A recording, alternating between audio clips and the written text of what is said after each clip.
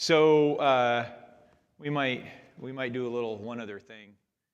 But this is our last, as far as I know, our last Wednesday evening in Genesis. We got a lot of ground to cover, so it'll take about 2.5 hours, but no, it won't be that long. We're going to look at Genesis 49 and 50 tonight, and we should finish up the book. Let's stop and pray, and we'll get started.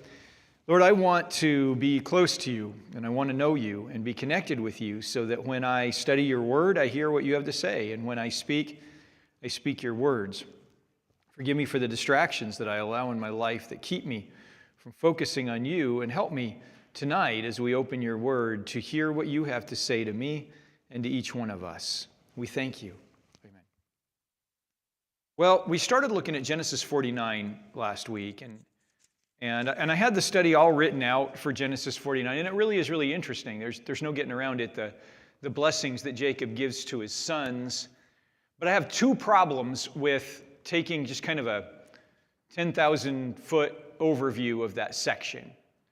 One of the problems is, as you read through Genesis 49 and you read some of the basic things that he says, for instance, verse 13, Zebulun will live by the seashore and be a harbor for ships. His territory will be next to Sidon. You read that and you think, oh, well, then when they get into the land, the tribe of Zebulun must settle up in the northwest on the coast. No, they didn't. They were landlocked. They've never been on the coast. What is Jacob talking about? And then you go back and you read what Jacob says in verse 1. Gather round, and I will tell you what will happen to you in the days to come. If you have a more traditional translation, it says, I will tell you what will happen to you in the last days. And that's a phrase that maybe you might be more familiar with. The last days is a term that we use to indicate eschatology, the study of the end of this age, the age of rebellious humanity. And that's really more accurate, that term. That term is used, if I remember right, I can't remember, it's either 13 or 15 times. I have it in my notes here in the book of Genesis, and it always refers to the ends of the age. It always refers to when rebellious man is done being rebellious man and God is in charge once again. Jacob says, come gather round and let me tell you what will happen to you all in the last days. He doesn't say what will happen to you next week or even in 400 years. He is prophesying about the end. And I thought about that for a while and realized that's how Genesis works anyway. Now, I have told you many times as we have gone through Genesis that the stories in Genesis tell another story. Yes, they tell the stories that are happening in Genesis, but they also tell a story that is predictive prophecy. We talked about that. We talked about how the life of Joseph illustrates the life of Christ at 85 different specific points. In the 10 chapters we have on Joseph, there are 85 specific points that point to the Messiah. I mean, it's so well laid out, and we've talked about some of that. And we've talked about how the book of Genesis tells the stories in Genesis, but it also tells more. Remember Genesis chapter 5. That, to me, is the best example. It's just a genealogy, a list of 10 names that tell us the story of the coming Messiah. That's what the book of Genesis does. And so when we get to chapter 49, yeah, there's an interesting story about Jacob blessing his boys. But there's something more going on there as well. Genesis 49 tells us the history, the coming history of the people of Israel. It tells us the story of the people of Israel from the time of the Exodus all the way through the end. And it's super intriguing. And it's important that we know it. I understand that today the church kind of fills the role of the chosen people of God. 1 Peter chapter 2, starting in verse 9, you are a chosen race, a royal priesthood, a holy nation, a people for his possession, so that you might proclaim the praises of the one who called you out of darkness into his marvelous light. Once you were not a people, but now you are God's people. Once you had not received mercy, but now you have received mercy. This is the Apostle Peter talking to the Gentiles, talking to you and I, about how we are now the royal priesthood. We are the ones who represent God on this planet to humanity, and we bring the needs of humanity before God through intercessory prayer. That's our job. At one time, it was the job of the ancient nation of Israel. But that job was taken from them and given to us. But you got to understand, it wasn't ever really taken from them. Paul in Romans 11 talks about how it's like an olive tree that has natural branches that grow on it because they're supposed to. But the olive tree also has wild branches grafted in. They weren't supposed to be part of that tree, but the gardener, through much pain, grafted them in, made them part of that tree. That's us. We're the wild olive branches that were never necessarily supposed to be part of the royal priesthood, but have been grafted in. But the royal priesthood still belongs to Israel. Even though the current nation of Israel, the Israeli state, may not represent God's chosen people the way that the ancient nation of Israel did. Now it's the church, even those who are in Israel. I met with a guy today who is a Messianic Jew who lives in Israel, and he is part of the church. He's one of us, whether he's Israeli or not. It doesn't matter. You don't have to be an ethnic Israeli to be part of the royal priesthood anymore, but it doesn't mean that God has taken that away from them. One of my favorite commentators likes to say, God is not through with the Jew. He's still got a plan. He is still working that plan. And the interesting thing about God's plan is He has laid it out for us so specifically that a good student of the Bible, a good student of eschatology, who starts in the book of Genesis and works his way through, will be able to see the plan beautifully. Pretty much the only thing God hasn't told us is some of the final dates. It's all here. We can see it beautifully. He wants us to know. He wants us to be prepared. When I was studying for ministry, I used to have to go to panel interviews once a year. Studying for ministry with the Church of the Nazarene is pretty robust. They don't just let anybody be a pastor in the Church of the Nazarene. I know, you'd think, looking at me, but no, it's pretty robust. There are some pretty heavy educational requirements, and once you've completed those requirements, you have to prove yourself over the course of about 7 years, if you do it right, more if you don't, to show that you meet the requirements. And so you go to a panel interview every year. And these panel interviews are intimidating. They're kind of designed to be intimidating. I mean, part of what you want to do is encourage the guys who are studying if you're, one of the interviewers. But also what you want to do is weed out the guys who aren't ready. So they're a little bit intimidating. And at one time, on one particular district that I was on, they were so intimidating that people were dropping out without even going to the interviews. They were saying, I can't do it, it's too much. And so they started sending out information. Here's what you can expect in the interviews. Here are some of the questions they're going to ask you can be prepared for. They even sent out, here are some of the answers that they're looking for, to try to help you be prepared for the interview. I thought they did a little bit of overkill, but people were well prepared. To a certain extent, God is doing a similar thing here. Oh yes, I'm not even going into that. To a certain extent, God is doing a certain thing. We are all afraid of what's coming.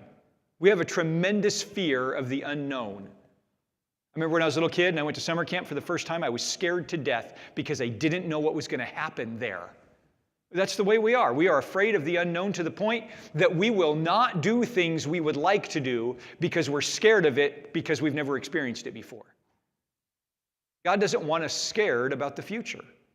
He wants us to know that He has the future in His hands. When we look at the evening news and we see how all these nations are fighting all these other nations, and there's crime in the streets and famine in the countryside and pestilence at the food factory, He doesn't want us to be running around, wringing our hands, saying, oh my gosh, what's going on? This is horrible. He wants us to be prepared. He wants us to know, yep, I knew this was going to happen all along. I've got a plan. It's going to be fine. And so He gives us, throughout His Word, an order of events, what you can expect. He often even tells us how long we should wait for this thing or when something is going to occur. He wants us to be ready. And understand that in God's clock, in his eschatological clock, Israel, the nation of Israel, the people of Israel, they are his timepiece. That's where he marks time. And if you want to get really specific about it, the city of Jerusalem is kind of like the second hand on that timepiece. If you want to know what's going on, if you want to be able to see where we are, you just look at the nation of Israel. And as we study more and more, we're going to see that more and more, but we see it laid out here in a very poetic, very prophetic way by Jacob. He called all his sons and he said, "Gather around and I'll tell you what will happen to you in the last days. Come together and listen, sons of Jacob, listens to your father Israel." Now, we covered a few of these, so we're just going to bump back over them, and you're going to see how this fits. Reuben, he says, "You are my firstborn, my strength, and the firstfruits of my virility, excelling in prominence, excelling in power." And Reuben sits up a little straighter. And then he says, "Turbulent as water, you will not excel because you got into your father's bed and you defiled it." He got into my bed. Now, we talked about this, how after Rachel had died, the one person who was genuinely qualified to comfort him was Rachel's handmaid Bilhah.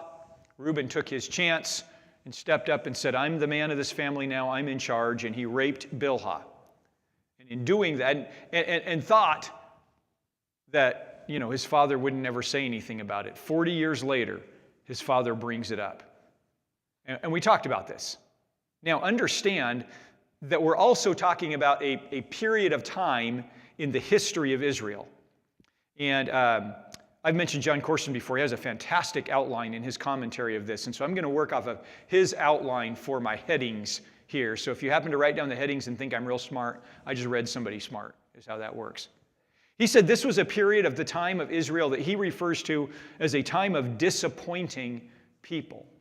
He says after Israel came out of Egypt, 400 years-ish from here, they went to Mount Sinai, to the presence of God. God said, "Israel is my firstborn son." Just as an ancient Near East family might think about their firstborn son and the rights of inheritance and the show of power and the representation of the firstborn son. We've talked about that. We've talked about how all that works, how if we were in that culture today, my firstborn son is my son Hayden, and if he was here, anything he said would be as good as if I said it. And if I bought a piece of property and I wanted him to go sign on the dotted line for me, he could go sign on the dotted line for me on that piece of property, having nothing to do with the business transaction. He fully represents me. God says, Israel is like my firstborn son. Just as Jacob says, Reuben, you are my firstborn son. But remember that Israel was as turbulent as water. God wanted a firstborn son that was reliable as stone, unmoving, secure. What he got was the nation of Israel that was going this way and that way, becoming stirred up with whatever wind might blow. And remember the first thing that the nation of Israel did as a nation. Moses is up on Mount Sinai receiving the commandments, receiving the Torah. And what are they doing? They're prostituting themselves, God says. They're fornicating by worshiping the golden calf. Now, we'll dig in more to that when we get to Exodus in 20 years or so. But understand that from God's viewpoint, they were doing the same thing Reuben did. They're saying, I'm in charge now. Moses went off with God, don't know what's going on with him, so I'm in charge now. I'm the leader of this family, and here's what I say we do. In God's eyes, it was the same thing that Reuben had done to Jacob. They were a disappointing people. And you know that they remained a disappointment to God throughout their kingship, throughout the time that they had a kingdom. The books of the Judges, the books of 1st and 2nd Kings, or later written in reverse in 1st and 2nd Chronicles by Ezra. These were a people who continually usurped God's authority to say, I'm in charge of me, I'm the leader of this place, as it were, and worshiped false gods, which God likened to adultery. They were a disappointing people, turbulent as water. That's the next thing you can expect from Israel, from the nation Jacob says to his boys. And then he says, Simeon and Levi are brothers. Their knives are vicious weapons. May I never enter their council. May I never join their assembly. For in their anger they kill men, and on a whim they hamstring oxen. Their anger is cursed, for it is strong, and their fury, for it is cruel. I will disperse them throughout Jacob and scatter them throughout Israel. This little next section refers to a people who is dispersed. First, they were a disappointment. Now they are dispersed. Now, we talked about Simeon and Levi, how in the situation with Dinah, they didn't call on God for help. They didn't wait on God for help. They grabbed their weapons, they strengthened themselves, and they said, we can handle this, and went about murdering people. And we see that in the nation of Israel again and again. They're not calling on God for help. They're not waiting on God for help. They're just gathering up their weapons and going off to fight, often in partnerships that they should not be in. God says, I'm going to disperse them. I'm going to scatter the people. And this happened, of course. In 931 BC, the nation was split. Simeon and Levi were quite literally split apart. The majority of the tribes of Levi were in the south. They went with Judah. Simeon, of course, was way north, went with Israel. In 722, the Assyrians came in and took the nation Israel away, literally dispersed them. I mean, literally spread them around the world. And then in 586 BC, Babylon came and took the southern kingdom of Judah, which was Judah and Benjamin and Levi, and took them back to what is present-day Iraq. Now, I understand, and so do you, that some Jews never left. That in 1466 BC, they came out of Egypt, they went up to the land, and there have been a remnant of Jews living in the land ever since. There are some who have never left the land. At one time, they were the poorest of the poor, that the Persians didn't even think were worthwhile to mess with. Just leave them there. And I understand that from 539 BC to 444 BC, the Persians, initially under Cyrus the Great, sent a whole bunch of Israelites back into Egypt.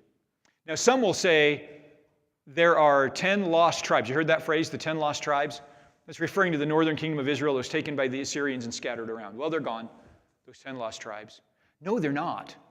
Look very carefully in the chronicles of Nehemiah and Ezra and the names of the people that came back with Nehemiah and Ezra and the cities they settled to. They went to their ancestral towns, and many of them went up into the north, into the areas of all 10 tribes.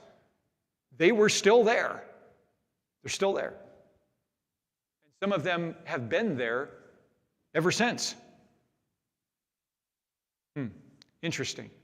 They were dispersed, but God brings them back. And then we read about Judah. Judah, your brothers will praise you. Remember, Judah means praise. So he's saying, praise, your brothers will praise you. Is what he's saying. He says, your hand will be on the necks of your enemies. Your father's sons will bow down to you. Judah is a young lion. My son, you return from the kill. He crouches, he lies down like a lion or a lioness. Who dares rouse him? The scepter will not depart from Judah, or the staff from between his feet, until he whose right it is comes. That word is Shiloh. Until Shiloh comes, and the obedience of the people belongs to him. Now, we talked at length about this concept last week, about Shiloh. Remember what I told you. The rabbis from early Israel on were so convinced that Shiloh would come. Matter of fact, the first place they set up the tabernacle in the Promised Land, they named the town Shiloh. They were so convinced that Shiloh would come and would lead them. That's the Messiah that was promised in Genesis 3:15 and promised again and again and again through Genesis and throughout the Old Testament. They were so convinced that he would come and that Judah would be the ruler of Israel. People from the tribe of Judah would be the rulers of Israel until the day that Shiloh came. Remember this story? It was, depending on how you date things, about 16 AD. When the Romans came into Jerusalem and set up the Fortress Antonio and told the Jewish people, there are some new rules now that you live under. We are in charge. We are the captain now. We are in charge now. And under these new rules, you may not employ capital punishment. You can no longer kill people governmentally in your towns anymore. Now, the rabbis, the teachers, were convinced that capital punishment is the cornerstone of human government. Go back to Genesis 9, you'll see why. And so to them, even though, it wasn't like they were going around killing people left and right, but they felt that if a people group had the right to use capital punishment in the right situations at the right time, if they had the right to execute capital punishment, then that was a self-governing people. If they did not have that right, they were not a self-governing people. So when the Romans came in around 16 AD and said, you can't do this anymore, the rabbis and the Pharisees and the Sanhedrin tore their clothes, put dust on their heads, and wandered through the streets of Jerusalem, moaning and groaning, and saying, the scepter has departed from Judah, and Shiloh has not come. Judah is no longer ruling the people of Israel, they said. And Shiloh, the one that we've been waiting for, the Messiah, has not come. And what they were bemoaning was that God had failed them, had not delivered on his promise. Depending on how you do the math, it would seem that there was a boy in Israel, in the temple, in that same year, who was left there by his parents, who amazed the same group of teachers with his answers. He sat and talked with them, looks like over the course of 3 days, and blew them away with his answers. Shiloh had come. They just didn't know it. And rather than seeing the scepter depart and saying, hey, Shiloh must be here, they said he's not here yet. Well, that is the case. That is what we see. And if you want to really dig into it, I'm already looking at the clock and seeing we're not going to have time. You can look into verses 11 and 12 and see how those speak of the Messiah. If we started with a disappointing people and a dispersed people, we are now at a delivered people. Christ has come. This is the period of waiting from 322 BC until the time of Christ, when Shiloh showed up. Well, Zebulun that I mentioned, Zebulun will live by the seashore and be a harbor for ships. That's actually the same word. Live by the seashore and a harbor for ships is actually the same word in Hebrew. That's not two separate things. It literally means he'll be of the sea, as it were, or of the seas, it's plural, as it were. He'll be of the seas. And his territory will be next to Sidon. Sidon throughout ancient Israeli history that we're reading right now represented really the Gentile world. Egypt represented the cosmos without God, represented world apart from God. But as far as like living with the Gentiles, being dispersed among the Gentiles, was Sidon. And this verse here, this section here, speaks of a people who are exiled, who are run out from their land, not together like they had been when Assyria came or Babylon came or where they're in Egypt, but now they're just shot through the land of the Gentiles like a shotgun scattering shells. This happened in AD 70. In AD 32, they said, we will not have this man rule over us. And they defied God. The historian Philo said that the Romans came in AD 70 and wiped out Jerusalem because the people had disposed of their good king. He blamed it, this Latin-speaking Roman historian blamed the whole event that happened in AD 70 on the fact that the people rejected Christ. Well, he was right. What happened in AD 70? There was a Roman general by the name of Titus who would later become an emperor. He was sick and tired of the Jews. They caused so many problems for the Roman emperor there on the eastern stretches of Rome that he just had enough of them. And so, to make a long story short, he brought in his legions of soldiers and essentially razed the city. They quite literally burned the temple to the ground. After he had burned the temple to the ground, he changed the name of the city from Jerusalem to Ayala Capitolina. In other words, the capital of this area, Ayala, which referred to Zeus. He said, no longer is this Jerusalem, the city of Yahweh. This is now the city of the capital of Zeus. And he built a little temple there to Zeus. By the way, during the Roman occupation of what remained Jerusalem, there were only as many as about 4,000 Romans that lived there at any one time. Tried to make it a Roman colony. It didn't work. But he did some things that linger to this day besides destroying the temple. He changed the name of the land, which had been known as the land of Israel, even when Israel was no longer a nation there. It was known as the land of Israel. He changed the name to Palestine, which is Latin for Philistine country. Who are the arch enemies of the Israelis? Well, the Philistines, of course. Remember David and Goliath? It wasn't because there were still Philistine people. They were long wiped out. It was because the Romans wanted the name Jerusalem to be wiped out of memory, and they wanted the nation of Israel to be wiped off the map, and so they called it Palestine. And the people were exiled. They were shot throughout the world. And at this point, 21st century, Jews have lived in pretty much every country on the planet. Issachar's next.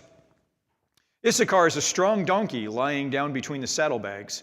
He saw that his resting place was good and that the land was pleasant, so he leaned his shoulder to bear the load and became a forced laborer. Well, that's interesting. So first of all, understand that Jacob is not insulting Issachar. He's actually commending him for being a hard worker. I mean, we say somebody's a donkey, it means one thing. When they said it, at that time, I mean, the donkeys were their strongest animal, their best beast of burden. This guy is powerful. And he's resting. He's been working, he's got his saddlebags on, but now he's resting. He came to his resting place. He saw this is a great place. So he decided to stay and work there. What does that mean? Issachar was just a bunch of hardworking people? Maybe, but there's more to it than that. They became an exploited people. Wherever they were scattered, they worked hard, the Jewish people. You can do the Google study on your own. Look it up. Wherever Jews have gone, they have prospered. Now, they have been persecuted, they have been beat down, some of them have just been killed, but wherever they've gone and they were left alone for a minute, they have done really well.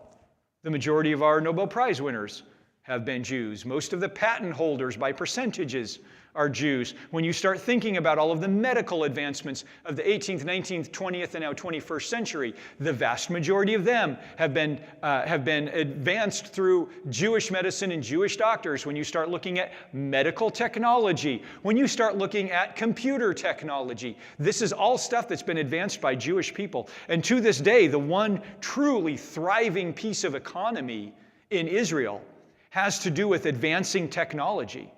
Wherever these people have gone, they've done really well.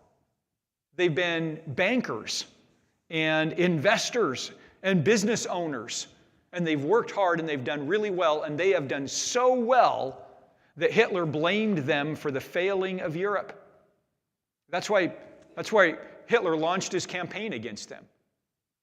He said, Europe is starving to death, not because of the stupid actions of World War I, which is the truth. He said, Europe is starving to death because these Jews are taking all our money. Because in our midst are these Jewish people. And they were scattered all through both Eastern and Western Europe. In every country. They didn't have too big of a foothold in the United Kingdom.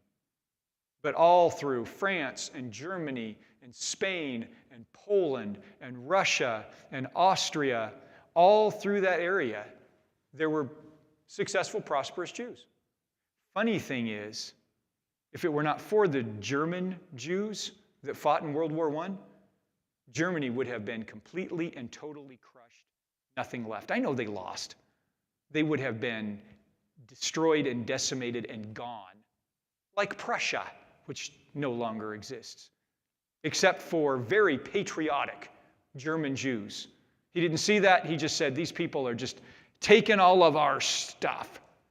And that's where so much anti-Semitism has grown up. I mean, you know what it's like. You're taking a math test. The teacher grades on a curve. You start asking other people, what grade you get? Oh, I got like 14%. What'd you get? I got like 18%. You're like, whew. I got a 17%. That's good. That's got to be good enough for at least a B+. But then there's always that one kid, he's usually Asian, who's smarter than everybody else, and he got an 85%. You don't like that kid. Get him out of class. Move him to a smart kids class away from us. Get rid of him. People were looking around and they were seeing that in the Middle Ages, they were barely getting by. They were dying of weird diseases and working their tails off and not gaining much. The Jews were living by the Levitical code. They were clean. They were washing. They were cooking their food well. They were not overtaxing their land. They were doing great. They were working hard and following the rules of God. And everybody's like, get rid of them. It's their fault. And exploited people we read about. Then we come to Dan. Dan's name means judge, of course. Dan will judge, or judge will judge his people as one of the tribes of Israel. Now, this is really weird because there have been judges from Dan. Deborah was one. There have been some good leaders, but not at all of any recent times. Matter of fact, the tribe, if there really is a lost tribe, it just might be Dan. There are apparently still some Israeli people who can trace their heritage to Dan, but not enough to really, be an effective group. What is he talking about? Dan will judge the tribes of Israel. Well, let's look 17. Dan will be a snake by the road, a viper by the path, that bites the horse's heels so his riders fall backwards. He's going to sneak and wait. A viper would watch the horse go by, everything's fine, and then as the horse is leaving, then come up and grab him. What is that talking about? A serpent by the way. Well, there are some connections.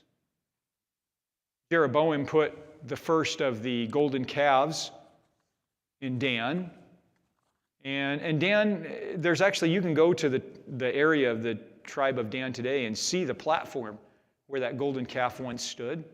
So maybe, but here's what most teachers are convinced. You guys know that the concept of the Antichrist is not uniquely Christian.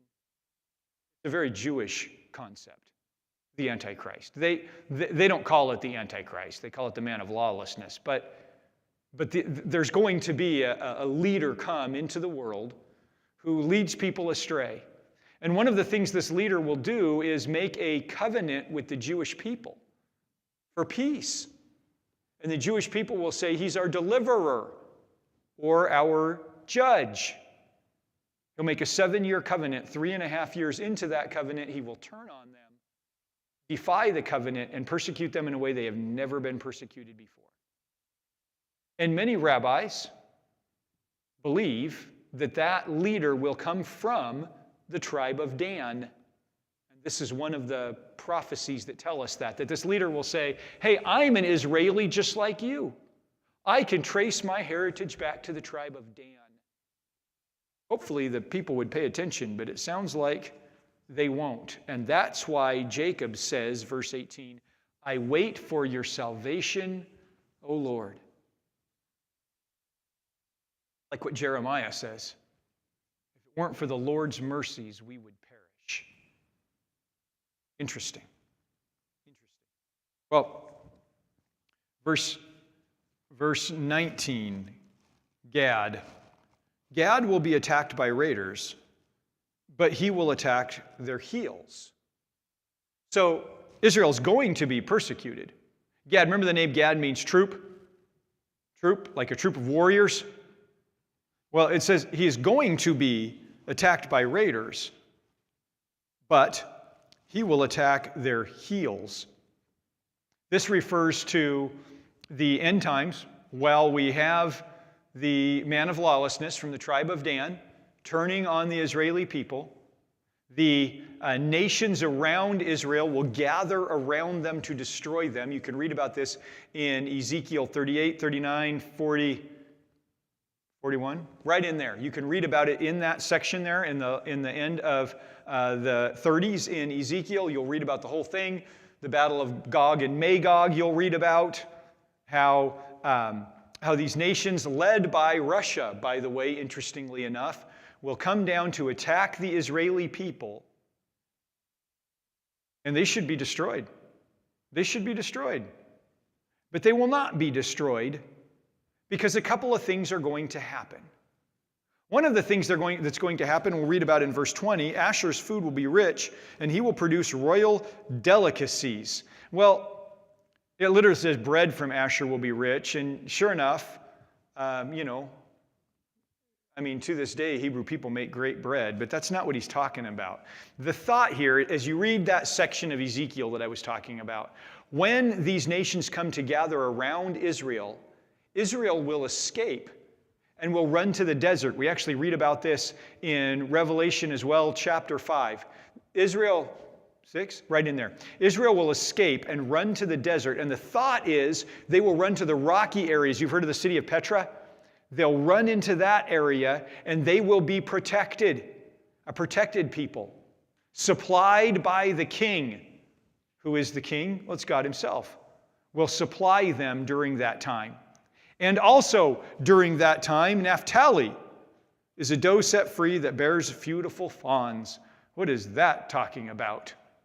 Naphtali, a doe set free. You guys have seen deer, maybe? Some of you aren't from Alaska. Deer are not big moose, not like little moose. Moose just kind of stand around and get in the way. You might have seen some elk, but they're not even as graceful as a deer. A deer, boy, when they run, they're beautiful. And you can't catch them. Well, she bears beautiful fawns. She's running and bearing children. The thought is that this refers to the evangelists that we hear about in the book of Revelation. You have read how there are 144,000 Jewish evangelists. One commentator calls them Jewish Billy Grahams. 144,000. These are not Christian people. These are not Gentiles. These are Jewish people. The Bible makes it very clear that during this time period, there will be 144,000 Jewish Christian believers who go back into the land of Israel and begin to preach. And we are told it will be the greatest revival of all time. Paul tells us in Romans 11:23, all Israel will be saved. The Israelis will hear about this as well as many other people. Remember, we talked about this when we talked about the people coming to Joseph in the famine. Remember, there's a massive famine in the land. And yes, Joseph's family comes to Joseph. But remember, people from all around the world came to Joseph to be delivered. We talked about what that meant. That during this time period of great tribulation, 7-year tribulation, just like the 7-year famine, yes, Israel will come and be delivered by Jesus. But so will people from all around the world. We're having some great movements of God now. I'm excited when we baptize people. We're talking, there won't be room in the baptistries for the quantity of people that are coming during this time. So these Jewish people will come like a deer, like a graceful deer in the land, bearing fruit. Then we get to Joseph. Who does Joseph represent, by the way? Yeah, Jesus, that's right. Joseph is a fruitful vine beside a spring. Its branches climb over the wall. That is fantastic. Psalm 1 just might be my favorite psalm. Psalm 1. Do you know it?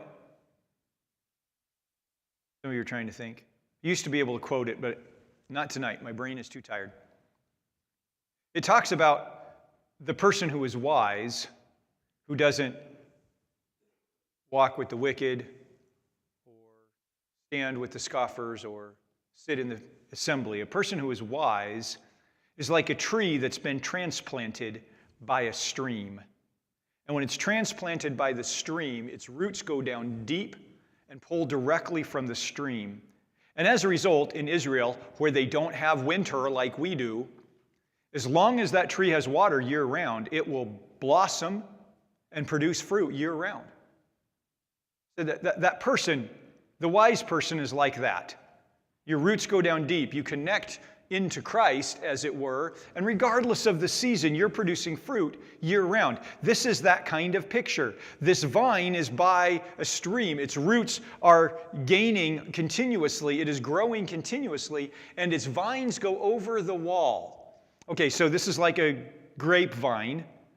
Now, according to Israelite law, you could put a stone wall around your vineyard. Any grapes that grew in your vineyard are yours. And if anybody goes inside your wall to get your grapes, they are a crook. And yes, you can shoot them. But outside the wall, anything that grows outside the wall, even if the vine is inside, if the grapes grow on the outside, that's for anybody. Anybody can come and get it. Joseph is so fruitful, Jacob says, that he's not only growing on the inside, but even those from the outside are coming. He's telling the story of Christ, who, yes, is supplying for those on the inside, the Israelites, but also those on the outside who are coming. And the archers attacked him, shot at him, were hostile toward him. That happened to Christ, didn't it? Yet his bow remained steady, and his strong arms were made agile by the hands of the mighty one of Jacob, by the name of the shepherd of the rock of Israel, by the God of your father who helps you, by the Almighty who blesses you with blessings from heaven above. The whole time that they were shooting at Jesus, as the case were, he remained rock steady. How did he do it? Well, the hand of the Father. I remember going to camp with the kids, and the camp that we went to in Wapak had archery, and the kids could shoot bows and arrows. And by the time they were junior high, maybe second half of junior high and high school, they could do it by themselves, no problem. But when they were littler, they couldn't, because they would take that, you remember this, they would take that bow and they would hold it up and they'd pull it back, and they're doing like this the whole time, because the amount of strength it takes to pull that thing back, they just couldn't be steady. And so, as their leader, you could, I mean, not with the girls, only with the guys, because I'm a guy. You could come up behind them and take their left hand in your left hand and their right hand in the right hand, and you're not going to pull it for them, but you could just steady their hands. So now they can pull it and they can aim. That's the picture here. That's the picture here. How was Jesus steady throughout his entire ordeal? Well, he was in the hands of the Father, who was taking care of him the whole time. And now he has the blessings of heaven above, the blessings of the deep that lies below, the blessings of the breast and womb, in other words, lots of kids, the blessings of your father, the blessings of the ancestors, the bounty of the ancient hills. May they rest upon head of Joseph, on the brow of the prince of his brothers. Now, there's a lot to unpack there, and you can certainly take the time to look through that, to what that tells us about Jesus. It's absolutely fantastic. And then finally, oh, and why is it telling us that eschatology? Because who delivers the Israelites? You guys know the story, the Battle of Armageddon. All the nations gather around Israel to wipe them out. The 144,000 evangelists, every last one of them has been brutally murdered in the city. The end. The nations gather around Israel like a noose. They're going to do them in. And just when all hope is lost, who should show up? Well, the greater than Joseph. Jesus himself shows up. Bountiful, powerful, many children. Who are they? He shows up. He puts his feet on the Mount of Olives. Mighty earthquake. The ground splits. With one word from his mouth, all of the armies of man are destroyed. And we all come. We get to be part, but we don't actually do anything. We just watch and cheer as he destroys the armies of the world with a word. And then what happens? Well, verse 27. Benjamin is a wolf. He tears his prey. In the morning he devours the prey, and in the evening he divides the plunder. It speaks about the victorious remnant when all Israel is saved and when they divide the plunder. Ezekiel 39:10 tells us after this happens, it will take them 7 years to find all the plunder. There's so much spoil left over from the battle that they collect. It'll take them 7 years. They'll use the implements of war for fuel. And if you think about implements of war that we have today, that makes perfect sense. They'll use those implements of war for fuel, the victorious remnant. This takes us up in the history of Israel to the time of the millennial kingdom. That's where it takes us. And that's what Jacob has to say. Let me tell you about what's going to happen with you boys at the end.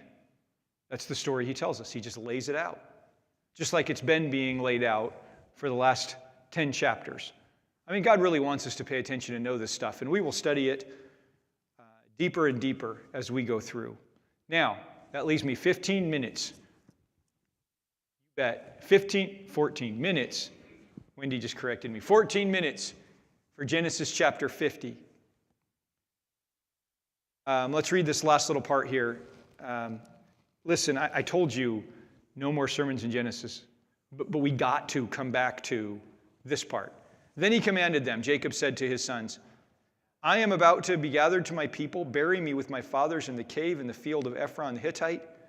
And he explains this. We talked about this. When Jacob had finished giving charges to his son, he drew his feet into the bed. He took his last breath, and he was gathered to his people, chapter 50. Then Joseph, leaning over his father's face, wept and kissed him. This is not crying out in agony, weeping. Ah!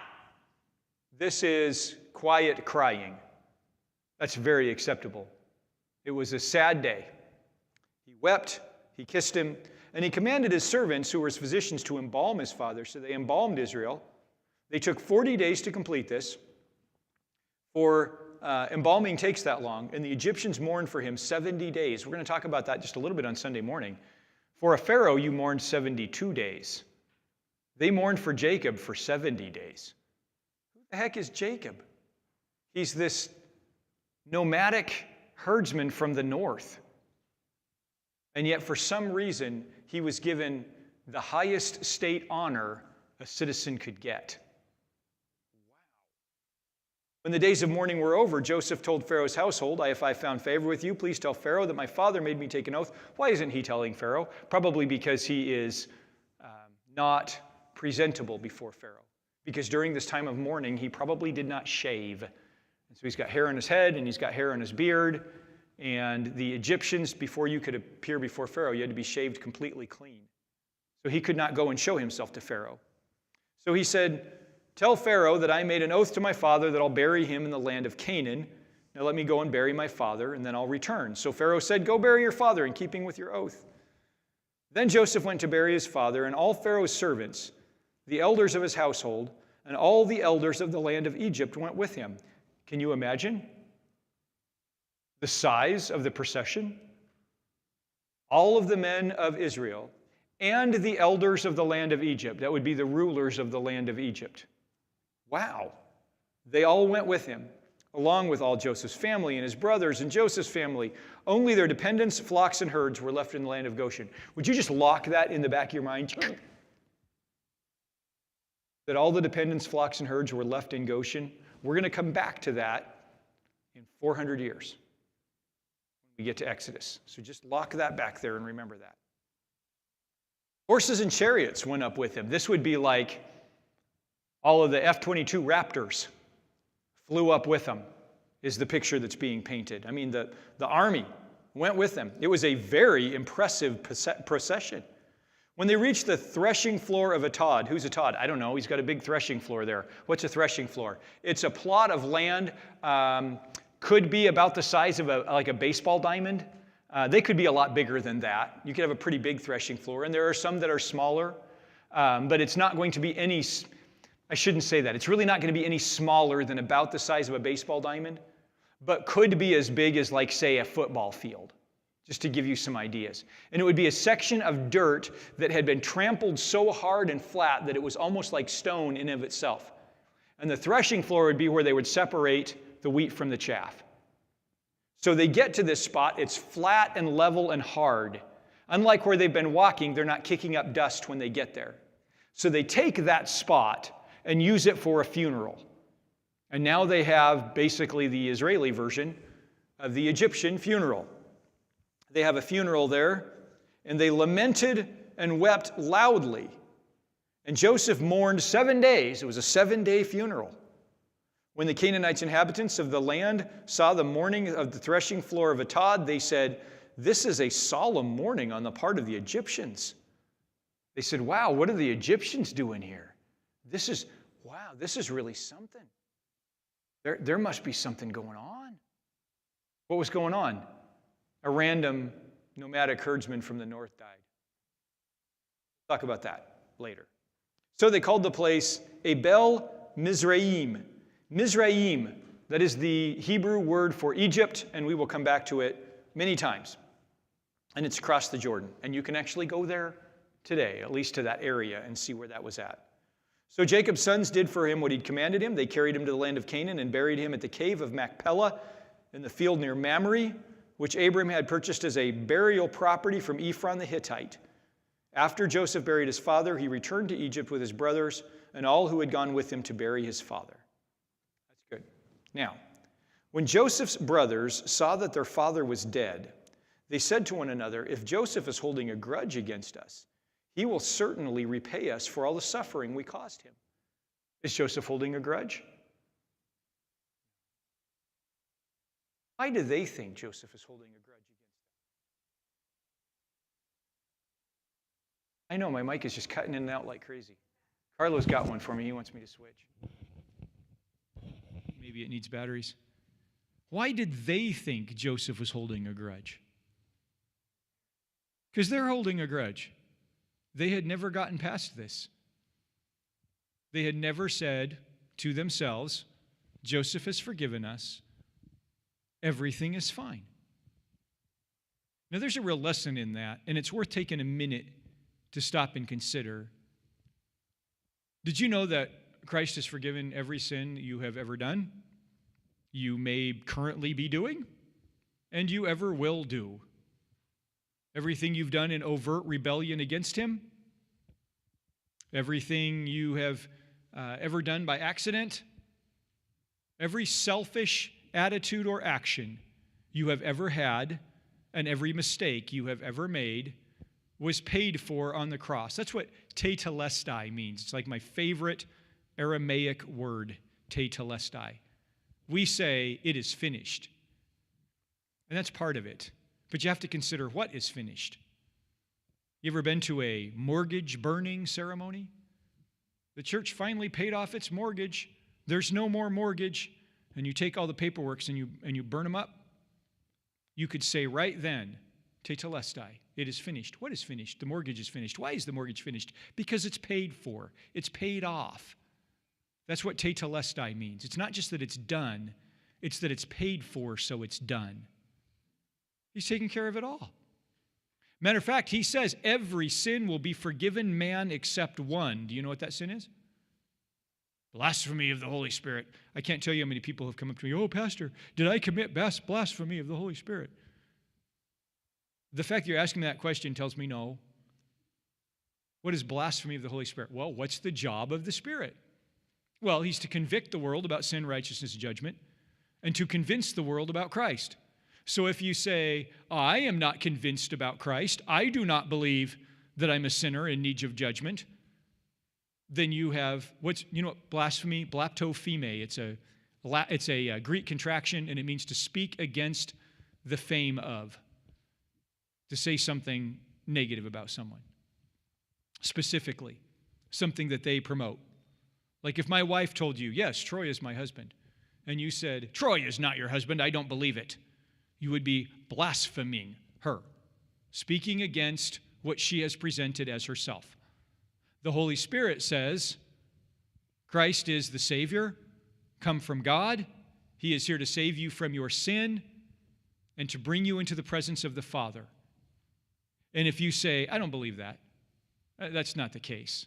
You have committed blasphemy against the Holy Spirit, and that will not be forgiven you Because what's required to be forgiven? Well, you believe. John 3:16. God so loved the world that he sent his one and only Son, that anyone who believes in him will not perish but have everlasting life. That's the basic essential. We talked a little bit about that on Sunday. Every sin will be forgiven you. I'm paying for it all, Jesus says. This is why evangelical Christians struggle with the concept of purgatory. Purgatory. Well, I'm not quite good enough for heaven yet. I got to go suffer a little bit before I can go to heaven. You mean Jesus couldn't afford it all and he left some for you to pay? No, he paid it all. It's gone. And yet, we say, he could not possibly have forgiven me for this thing or that thing. And we live our whole lives under the guilt of stupid things that we've done. We live our whole... I'm not saying you won't face consequences for the things you've done here on this earth. I mean, they're just natural consequences. I mean, stupid is as stupid does. You drive 50 miles an hour down Jewel Lake Road, you get stopped by a cop, you're going to get a ticket. That's not because Jesus is mad at you. It's because you face natural consequences. However, he's not mad at you. He has made the way for you. I mean, listen, if you want to go to hell, you can go to hell, but you're going over his dead body, quite literally. He has done everything he can to make sure that you know that you are forgiven. What more could he possibly do to set you free? But the brothers say he's holding a grudge because they had never received his forgiveness. So they sent this message to Joseph. They wouldn't even come talk to him personally. And the message they sent, well, let's just call it a little bit of a fabrication. They say, before he died, so on his deathbed, you weren't there yet, Joseph, but he was still, you'd stepped out of, you had to go take a phone call. And he told us this, Joseph. He made us swear. Remember we talked about the oath of a dying man? He made us swear. He told us this. Before he died, your father gave a command. Say this to Joseph.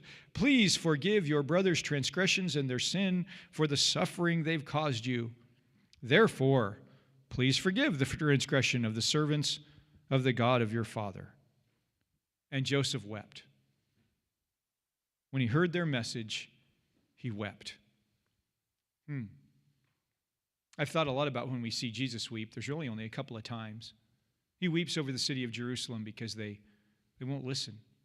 And he knows they're going to get destroyed. But the one that always gets me is John 11:35. And this is a verse you have memorized. Everybody has John 11:35. I can't remember any Bible verses. You remember this one, John 11:35. You ready? Say it with me. Jesus wept. Everybody knows that verse. It's the shortest verse in the Bible.